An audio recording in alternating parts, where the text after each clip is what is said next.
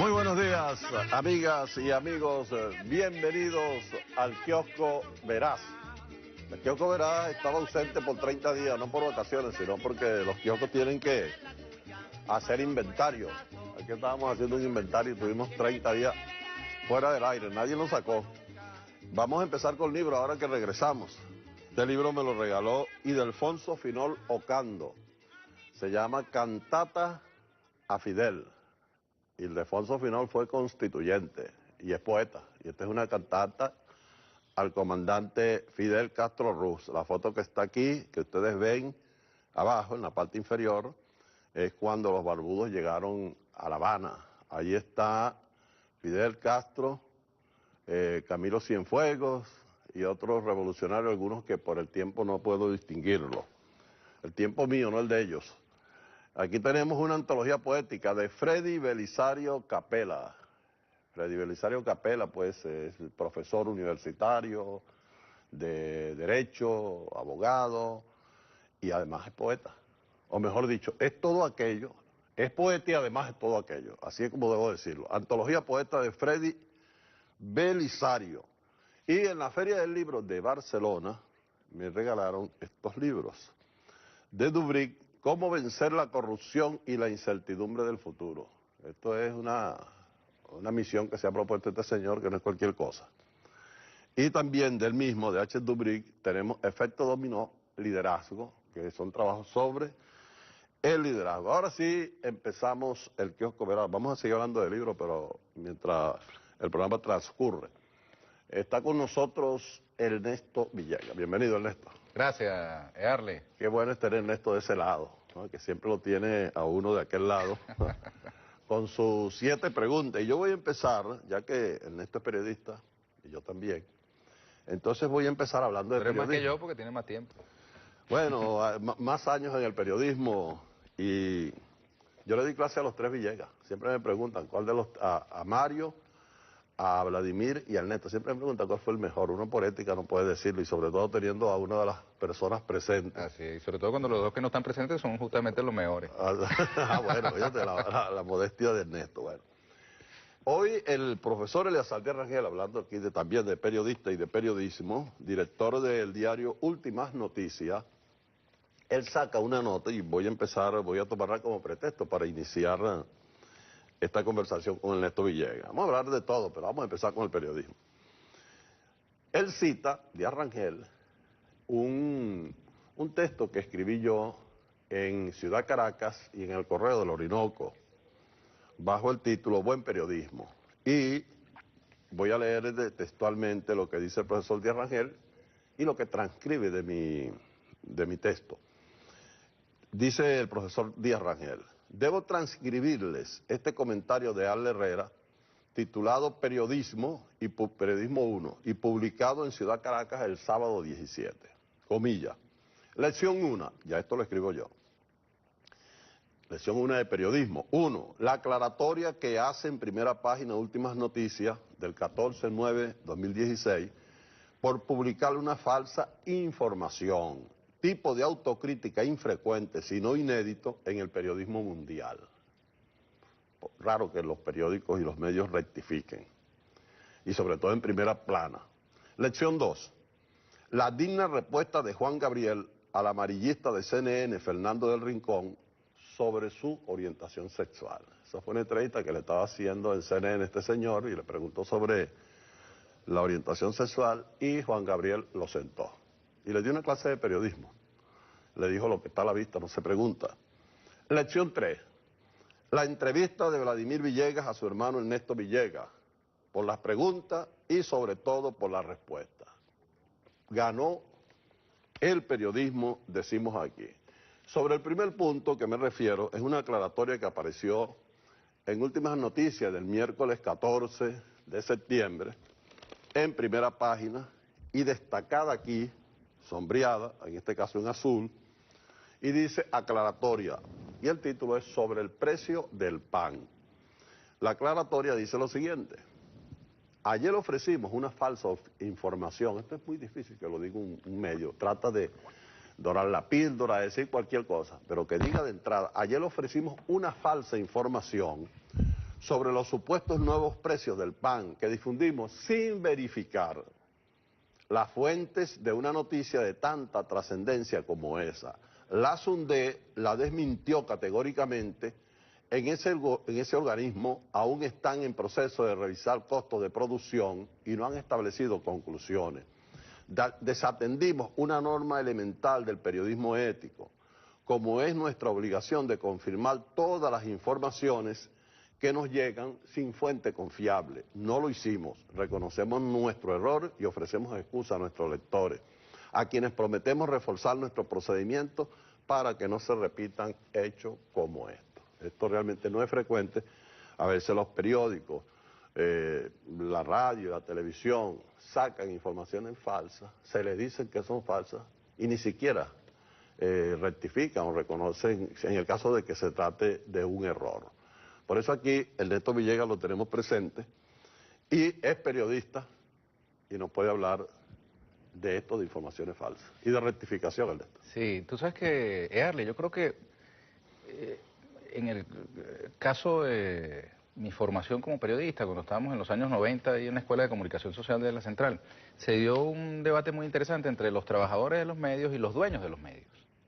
Y entonces los periodistas de esa época, por lo menos tuvimos muchos ejemplos en vivo y directo de la distancia, a veces incluso antagónica, entre los intereses de los periodistas y los intereses de los dueños de los medios. Y muchas veces incluso hubo despidos por, digamos, maneras de titular en primera página distintas al sentido de las notas que los periodistas escribían en los cuerpos interiores del periodismo impreso fundamentalmente, ¿no?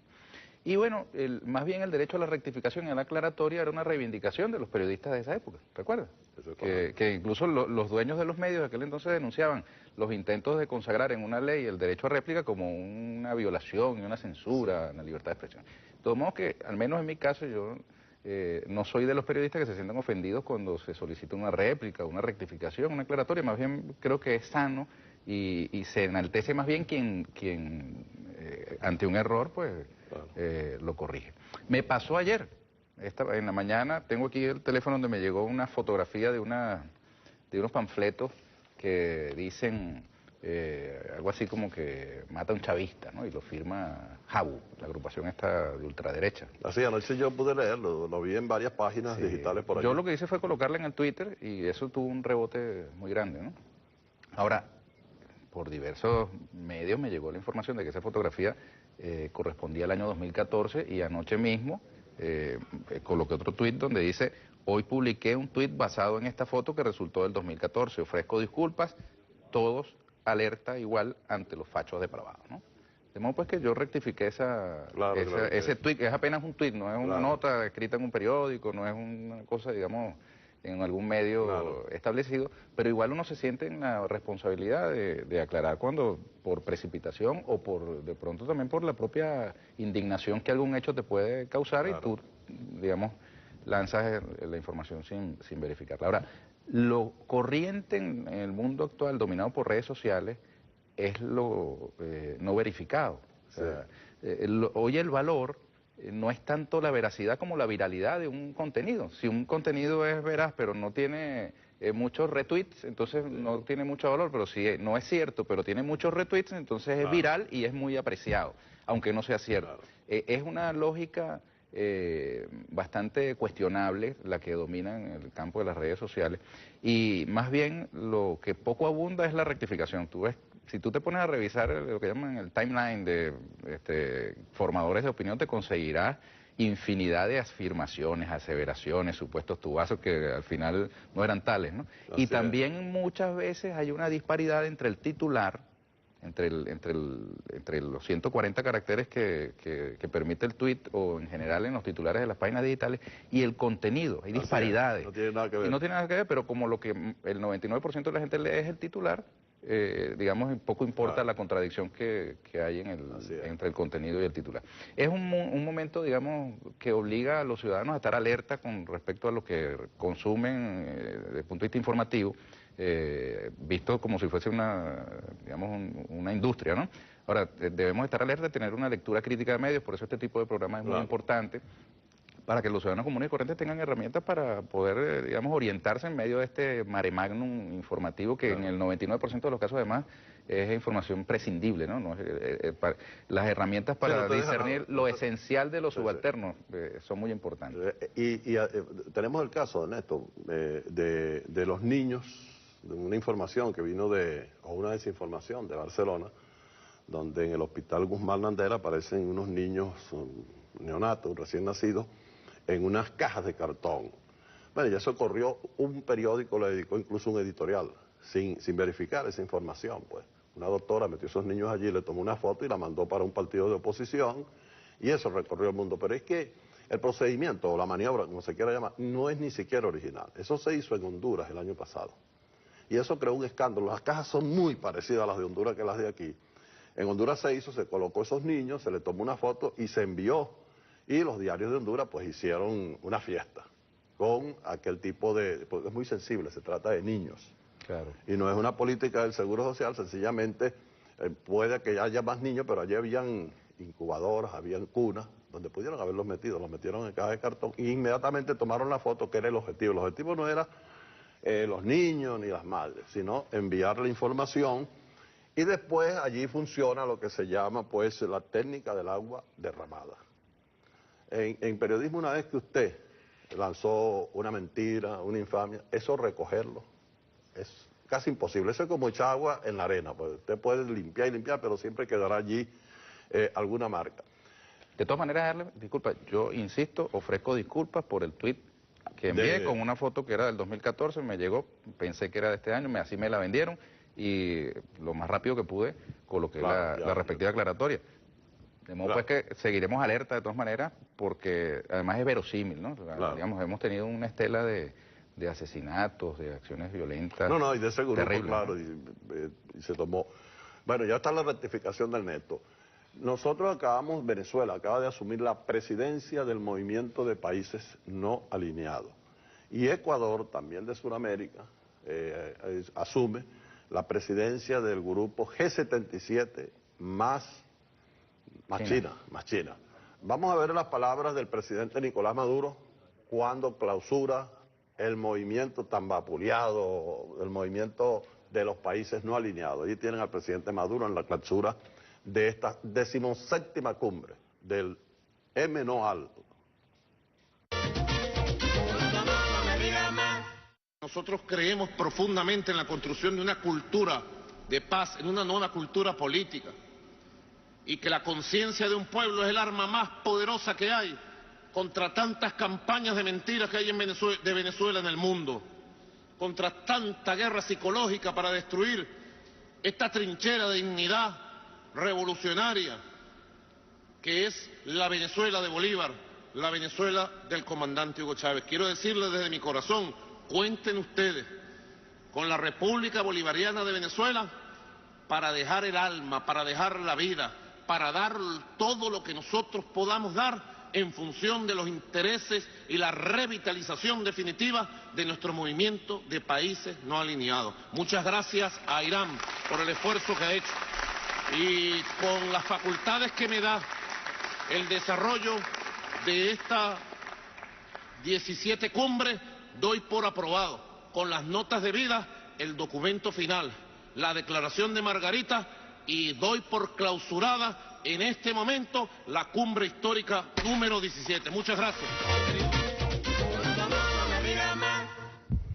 Movimiento de los países no alineados. Y a propósito de los países no alineados, Ernesto Villegas Polya me trae este libro. Voy a agradecerle aquí el libro Golpe Bajo Baixo.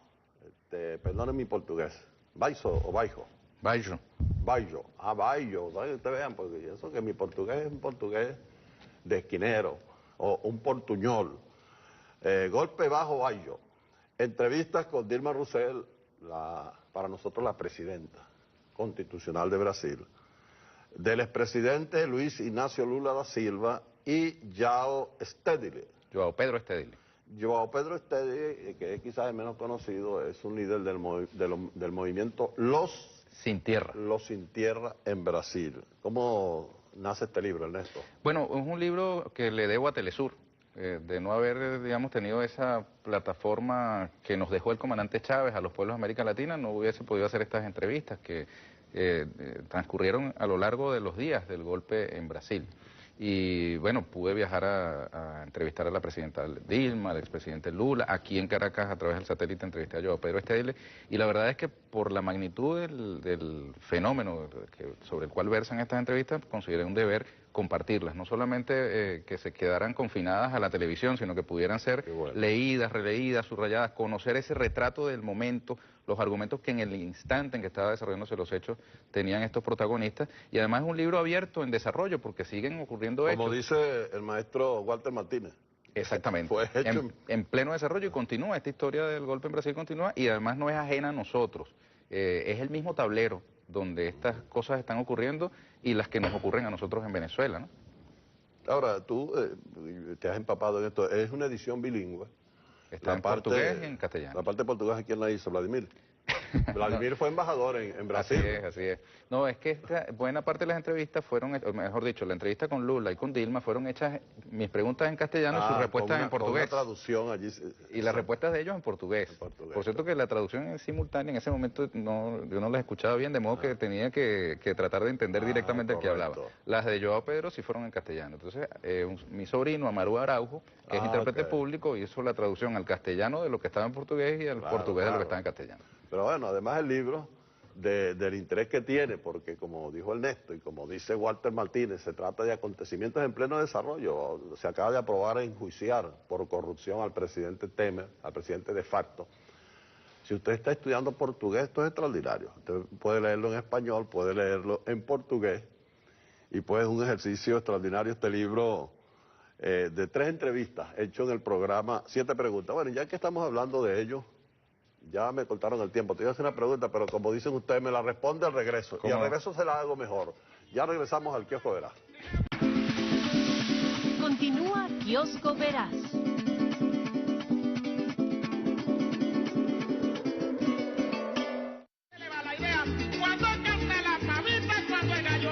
Estamos al aire.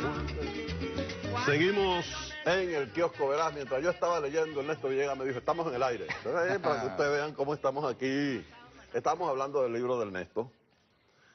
La entrevista a la presidenta Dilma Rousseff, a Luis Ignacio Lula da Silva, gran líder metalúrgico y expresidente de Brasil, a Joao Stedile, del movimiento Los Sin Tierra, y bueno, y hablábamos del periodismo. Y ahora yo en mi pueblo, Ernesto, allá en San José de Guanipa, el Tigrito, hay una parte donde habían 7 casas pegadas, que un señor las construyó para alquilarlas, como se solía hacer en otro tiempo. Pero esa casa tenía un mismo patio. De manera que ahí, dice la gente, ay, que la gente dice, ¿no? Se la pasaban hablando a las vecinas y peleando. Entonces esa casa la llamaban Los 7 Pecados. Caramba. ¿Por qué las 7 preguntas? ¿Tiene algo que ver con los pecados? ¿Por qué ese nombre 7 preguntas? Bueno, la verdad, ¿quieres que te diga un chiste o la verdad verdadera? Las dos cosas. A mí me gustan los chistes también. El chiste lo he hecho después del programa. Ok. No, Bueno, el chiste colorado. Exacto. No, vale, se nos planteó la posibilidad de hacer un programa en Telesur con Patricia Villegas, la presidenta del canal, y allí los espacios son de media hora. Y entonces yo saqué la cuenta y dije, bueno, ¿cuánto será el promedio de preguntas que tú puedes hacer en media hora? Pues un programa de 1 hora que te permite más extensión. Entonces yo dije, bueno, ese 7 las preguntas promedio que puedes hacer y además te permite el juego con las tarjetas y tal. Pero de ahí nació realmente... No tiene nada que ver. Tiene el componente azaroso de la escogencia por parte del invitado del número de las primeras 6 preguntas que... yo creía, porque yo pensaba que y era... la séptima la cuba al público a través de las redes sociales. Yo creía que era una cuestión cabalística. De pronto el 7, ¿sabes que dicen que el 7 es un número de suerte? Sí, ¿no? como no, eso es lo que dicen, igual que el 5. El quinto, dicen que no hay Y el quinto 13. malo. De mis hermanos yo soy el quinto. Dicen que Yo no hay- soy, de los de matrimonio soy el 8º, incluyendo los que están fuera de matrimonio soy el 10º. El 10º, o sea, que Que se sepa. Uno no sabe si viene siendo el 20º, ¿qué sabe uno? Tú sabes, mi papá cada vez que salía de la cárcel preñaba a mi mamá.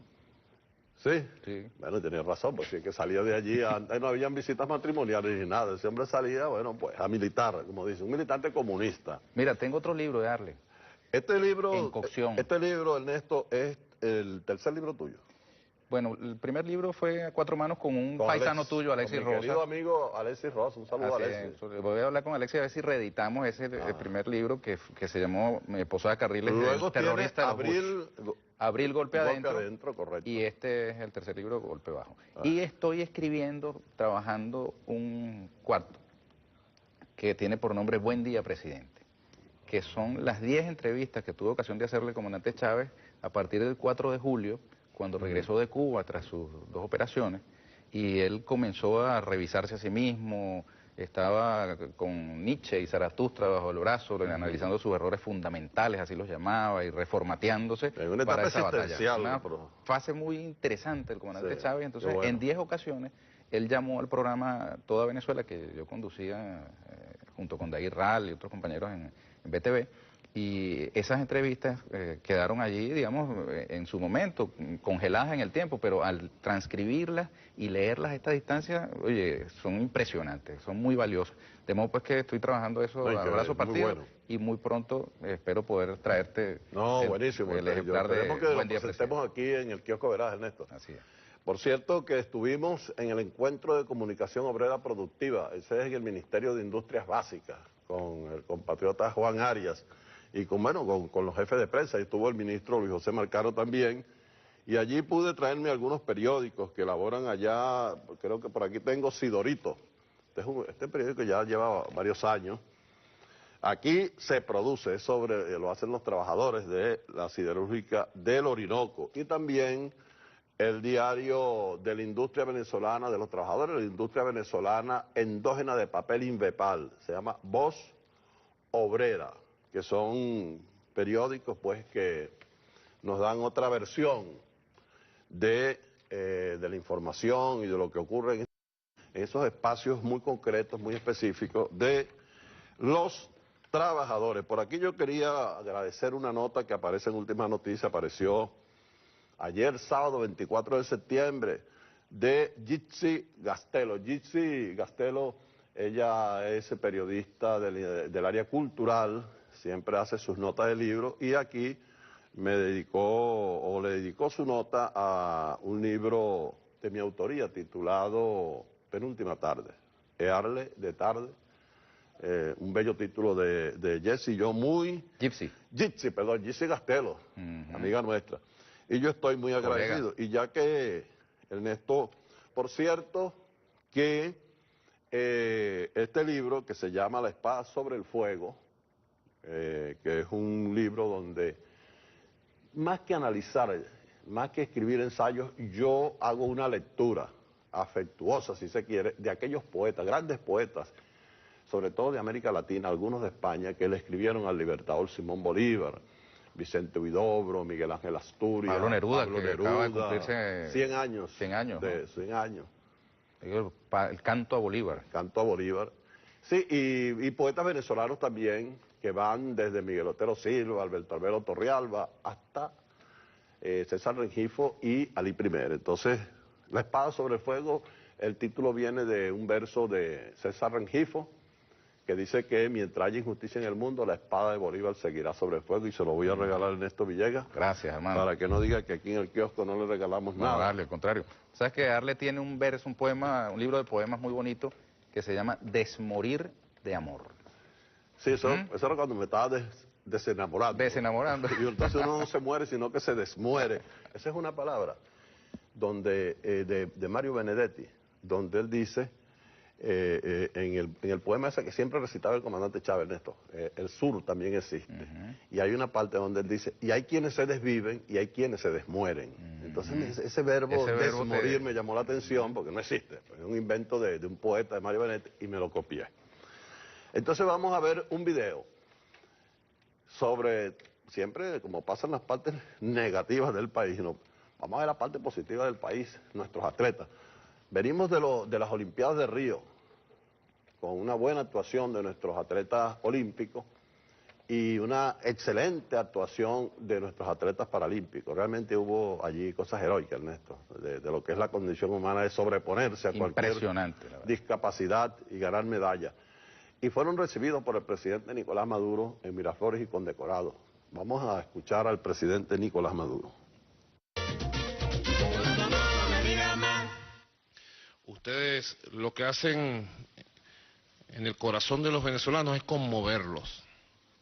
Es así.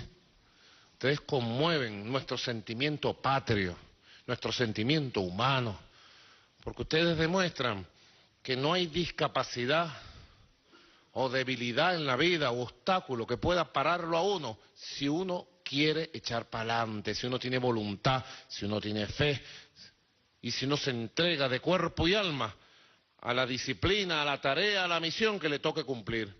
Y ustedes se han entregado de cuerpo y alma y ninguno ha puesto como excusa la discapacidad con la cual nació o que se encontró en la vida para decir no se puede. No, no, al contrario, ustedes han colocado la discapacidad con la cual viven más bien como un reto y ahora es una fortaleza, porque miren, nos traen medallas mundiales, medallas olímpicas, diplomas mundiales. Y es un ejemplo, porque no tengo duda, y sé que todos ustedes son gente muy humilde, de corazón, y no se van a envanecer ni van a alimentar el ego que no tienen.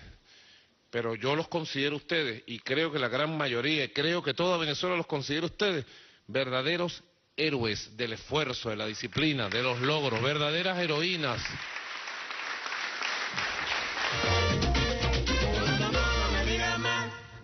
Héroes y heroínas de la patria, estos atletas. Por cierto que la atleta campeona paralímpica, que había traído primero medalla de oro en las anteriores Olimpiadas y ahora trajo una medalla de bronce, Noemí Suazo habló por sus compañeros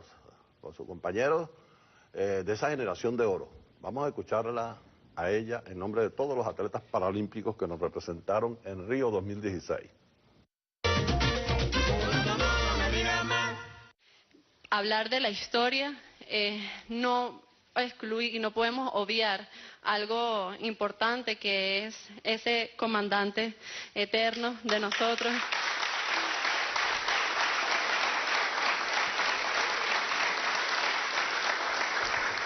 Que sin duda alguna, sin él no hubiésemos podido estar acá. Él fue el que nos brindó el apoyo desde un principio a todos los atletas paralímpicos, nos dio su amor. Él veía en nosotros eso que más allá de las dificultades físicas que podamos tener, soñamos en grande, superamos todos los obstáculos porque creemos y amamos a nuestro país. Y de verdad que queríamos era eso, pues darle toda nuestra mayor de cada una de nuestras disciplinas, dimos el corazón, gracias a Dios le cumplimos Venezuela y bueno, estoy agradecida también de haberle dado esa primera medalla de oro a nuestro comandante supremo.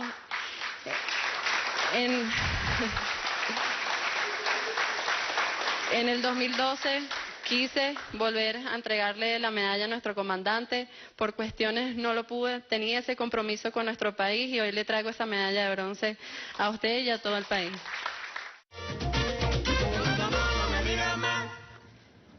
Medalla, de las partes heroicas uno tiene que pasar, chicos, a otras cuestiones más profanas. Y tengo en mi mano El Especulador Precoz. El Especulador Precoz es un periódico que hace gente ociosa. Carola Chávez y Roberto Malaver. A Carola mi cariño, mi afecto allá en la isla, en la bella isla de Margarita. Y toda mi solidaridad a nuestra amiga. Y tengo el número anterior que lo traje por esta etiqueta. Yo no soy experto en Twitter como Ernesto, pero bueno, esto fue lo que anduvo por allí. Maldita MUC.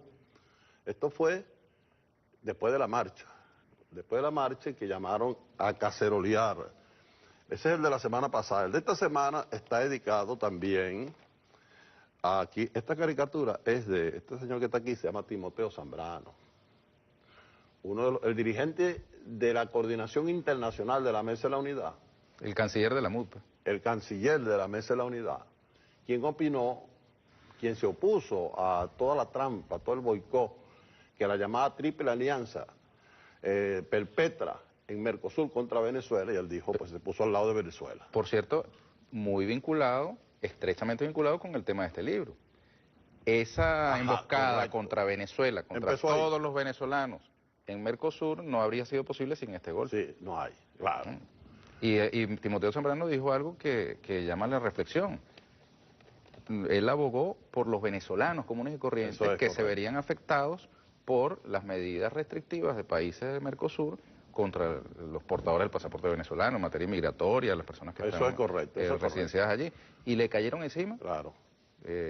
Cosa rara, porque se supone que nosotros somos los que, según la campaña antichavista, que aquí no se permite pensar distinto, ¿no? Ajá, sí. Habiendo aquí, por cierto, en el chavismo, gente que son evangélicos, comunistas, socialistas, anarquistas, Claro. comunidades cristianas de base, gente incluso de la socialdemocracia, gente del troquismo, una variedad de pensamientos tremendo. Así es. Gente de inspiración social cristiana, demócratas cristianos como Roy Chatterton, que viene de allí. Así es. Y aquí se Aquí, piensa de todo, de mil maneras, todo, pero claro. allá, donde supuestamente se permite pensar distinto, resulta que este señor que dijo, epa, mira, los venezolanos que van a ser afectados y le han caído encima y han pedido su cabeza, ¿no? Así Por cierto es. que yo no lo estoy defendiendo, también salen diciendo, mira, lo están defendiendo los chavistas. No, en Bueno, absoluto. ellos son blancos y se entienden, ellos Por- son adecos y se entienden. Por eso el titular del especulador precoz que dice, en la mesa de la unidad, en la MUN, defender a Venezuela es perder la cabeza. No es la canción de ¿quién? De Julio Iglesias que dice, voy a perder la cabeza Cabeza por tu o amor. del Puma. No, ese es Julio Iglesias, ¿no? ¿Cómo es tu cultura musical? ¿Es el Puma o es Julio Iglesias? Bueno, hermano, me Está pones en confundido. duda. Esa era la canción que veía mi mamá. Es el Puma, ¿no? ¿Es el Puma? Ah, voy a Bueno, perder la cabeza por tu ¿verdad? Voy a perder la cabeza por tu ¿Cuál te amor. gusta más a ti? El que va a perder la cabeza, ninguno de los dos. No, pero mi solidaridad con el Puma, que está pasando por un momento difícil de salud. ¿Ah, sí? Toda nuestra solidaridad con él. No es un Tiene artista, hermano, mira, más allá de la diferencia política que puede haber, él estuvo en las tarimas con Carlos Andrés Pérez, por Sí. ejemplo, ¿no? Pero es un artista reconocido por todas las venezolanas y venezolanos que disfrutamos de su música, nos Correcto. sentimos orgullosos de sus éxitos y de su música, crecimos con él, bailando el numerado. Así es. Mira, entonces les recomiendo, ustedes si no, este periódico aparece encartado, este suplemento humorístico, en Ciudad Caracas, fundada por Ernesto Villegas, todo, aquí siempre caemos en Ernesto, y el Correo del Orinoco. Si no lo consiguen allí, entonces ustedes pueden buscarlo en internet, sobre todo este número aquí al final, trae un excelente trabajo de Carola Chávez, humorístico, por supuesto, acerca de lo que pasó con Timoteo Zambrano por estar hablando. Si usted en Namuc opina distinto, lo descabezan o decapitan. Y eso fue lo que pasó aquí. Y eso, ya que hablamos de Mercosur, esto que nos habla Ernesto Villegas, del golpe bajo, pues esto no es solamente para quedarse en Brasil, Ernesto, como tú bien lo dijiste. Esto primero se pierden las elecciones en Argentina, luego hay este golpe contra... Bueno, pero antes se produce el golpe parlamentario contra el presidente Fernando Lugo en Fernando Paraguay, Lugo. que es, por cierto, prologuista de este libro. Le quiero qué agradecer bueno, al qué expresidente bueno. Fernando Yo no lo he Lugo. comentado porque Ernesto me acaba de traer el libro. Yo no he visto que el prólogo es de Fernando Lugo. Lugo, yo le agradezco mucho a él. Él fue víctima del primer golpe parlamentario, tuvo el de Celaya, que fue más clásico, El de Celaya. ¿no? Pero en el caso de Lugo. Lugo fue un golpe estrictamente parlamentario y él, digamos, fíjate tú las coincidencias, ¿no? El país más pequeño de Mercosur, ¡pum!, un golpe parlamentario, Sí. sacan al presidente con una excusa de una masacre de campesinos en una ciudad remota que no le echaban la culpa a él, Así sino es. que le indilgaban haber sido negligente frente a una masacre de por allá. Masacre después de la que más nadie se acordó. Más nadie se acordó. Todos los que se desgarraban y se clavaban un puñal en el pecho, supuestamente conmovidos por la masacre, ya se olvidaron de los muertos. Así como pasó aquí, Así ¿te es. acuerdas? Claro, ese hombre está nervioso, Ernesto. Perdón. Vamos a hacer Pero una perdóname, pausa. un datico, hermano. Dígalo. La embajadora de los Estados Unidos para el momento del golpe en Paraguay se llama Liliana Ayalde, casada con un venezolano de Margarita, por cierto. Y la señora De lo que no tiene salió culpa- de Paraguay. de lo que no tiene culpa los margariteños. así es. Pero salió la señora de Paraguay y adivina cuál fue su destino. Embajadora en Brasil. En Brasil. Hasta momentos antes de la consumación del golpe parlamentario. en Perfecto. Brasil. De eso vamos a hablar en el próximo segmento aquí en el Kiosco Virás con Ernesto Villegas. Ya regresamos. La pata se le negrea con plantas y bulla de ala. No te cobra la pelea, vaya poniendo hacia adelante para que el oscuro me vea. Continúa Kiosco Verás.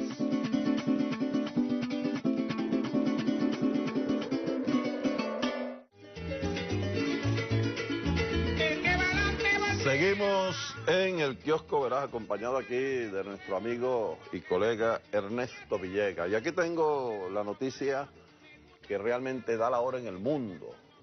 Después de más de medio siglo de conflicto, de guerra en Colombia, mañana se firma un acuerdo de paz. La paz es más difícil que la guerra, dicen algunos.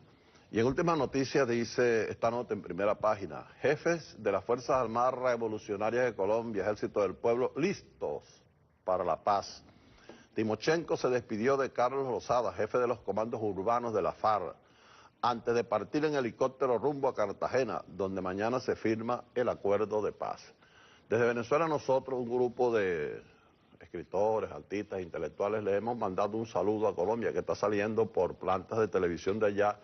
Lo realizamos con la gente de Vive TV y vamos a ir solo pasando estos saludos. Empecemos con el primero. De este libro de mi autoría, un pacto firmado por dos grandes escritores. Dice lo siguiente, cito: los escritores Gabriel García Márquez, de Colombia, y Miguel Otero Silva, de Venezuela, han concertado un pacto cuya única cláusula, dice Otero Silva, nos obliga, en la circunstancia inverosímil de una guerra entre nuestros dos países, a echarse a las calles de Bogotá gritando ¡Viva Venezuela!, al mismo tiempo que yo me echo a las calles de Caracas gritando ¡Viva Colombia! Ese acuerdo de escritores nosotros lo recatamos aquí en la casa natal del libertador Simón Bolívar para decirle a Colombia y a toda América Latina: viva la paz, y somos solidarios con la firma del acuerdo al que se llegó entre el Estado colombiano y la FARC-EP en ese gran país hermano que es la República de Colombia. Viva la paz en Colombia. Eso fue un acuerdo que firmaron Miguel Otero Silva y Gabriel García Márquez, el Gabo, por la paz en nuestros países. Vamos a escuchar ahora también el siguiente video sobre la paz en Colombia con uno también de nuestros artistas.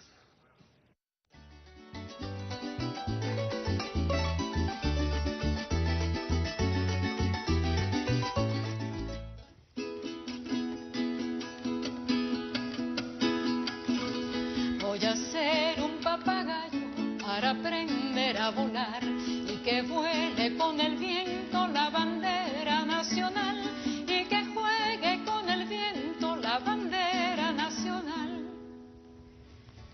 Compartimos la misma bandera, compartimos los mismos sentimientos, compartimos nuestro padre y la patria.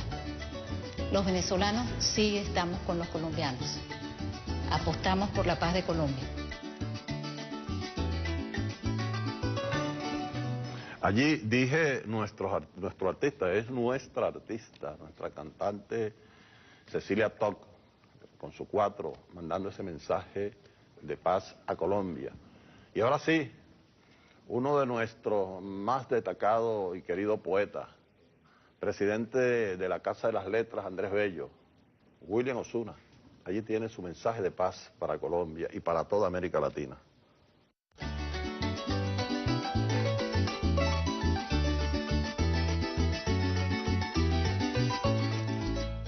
Colombia es una carreta de flores y de paz, impulsada por su pueblo trabajador. Colombia es una tierra de artistas, músicos y poetas. Colombia es su premio Nobel Gabriel García Márquez, la poesía de Porfirio Barba Jacob, José Asunción Silva. Colombia es la voluntad política de los sectores en pugna, la FARC-EP y el gobierno colombiano. Colombia es nuestro hermano, no nuestro vecino. Colombia es la paz de América Latina y de todos los movimientos que buscan en concreción vivir una sociedad más justa e igualitaria. Bueno, está bien. A Mauricio Rodríguez, a todo el equipo que trabajó en la realización de estos videos, pues nuestra gratitud por la paz en Colombia. Por cierto, está cumpliendo años nuestro director y sería imperdonable que nosotros pues pasemos por alto. Edwin, el director del kiosco Verás, Edwin Ceballos está de cumpleaños. ¿Te dicen cebolla? Cebolla. Ah, bueno. Ernesto Villegas, nos quedan aquí 5 minutos. Sabes que escuchando los comentarios, las intervenciones de ustedes, de William, de nuestra Cecilia y tú, me vino a la mente aquel fragmento de Mi delirio sobre el Chimborazo, de Bolívar. Bolívar pone en los labios de Dios esta expresión, dice así: esos instantes que los hombres llaman siglos. Sí, increíble. Porque a los ojos de Dios y de la historia, un siglo es nada.